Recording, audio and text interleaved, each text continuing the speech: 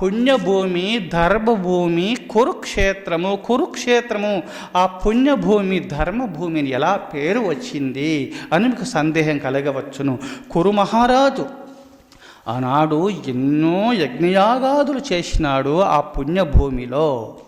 ఆ 18 ఎకరముల యందే ఈ 18 రోజులు ఒక్కొక్క రోజు అక్షోహిణి సైన్యమును అక్కడ చేకూర్చుతూ అక్కడ 18 ఎకరముల యందే యుద్ధం చేస్తూ వచ్చినారు. మళ్ళీ అంతటా చేయొచ్చు కదా.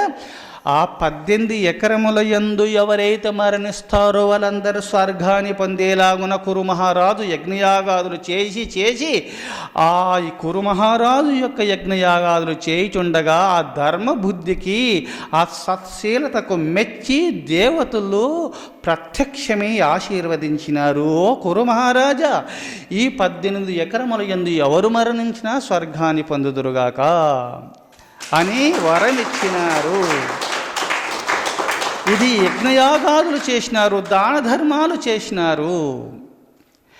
దేవతలు ప్రత్యక్షమైన స్థలము, పుణ్యపురుషులు మహర్షులు నడయాడిన స్థలము, అది పుణ్యభూమి.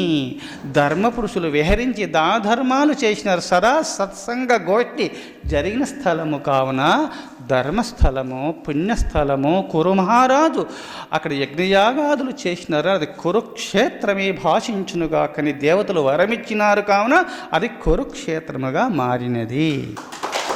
ధర్మక్షేత్రే కురుక్షేత్రే సమవేతా యుత్సవ మామకా పాండవాశ్చైవ కిమకురువత సంజయ. అట్టి పుణ్యభూమికి వెళ్ళిన తర్వాత వాళ్ళ మనసు ఏమైనా మారినదా?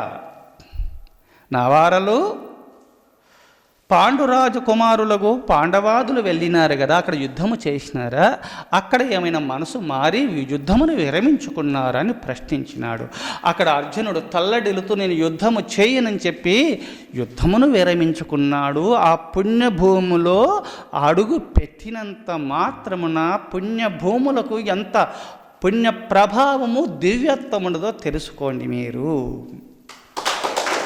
ఎక్కడైనా వెళ్ళి ఎక్కడైనా అందుకోసమే సంవత్సరానికి ఒక్కసారైనా సరే పనులు చేసి అప్పుడప్పుడు డబ్బు సంపాదించుకొని సంవత్సరానికి ఒకసారైనా పుణ్యక్షేత్ర తీర్థయాత్రలు చేస్తూ పుణ్యతీర్థములు ఎందు స్నానం చేస్తూ ఆ దివ్యమూర్తులను దర్శనం చేసుకున్న చాలు, పాపాలు పోతాయి, పవిత్రాత్ములైపోతారు, వాళ్ళు ముక్తాత్ములు అవుతారని పురాణములు ఎందు రహస్యములు కోకళ్ళలుగా చెప్పబడింది.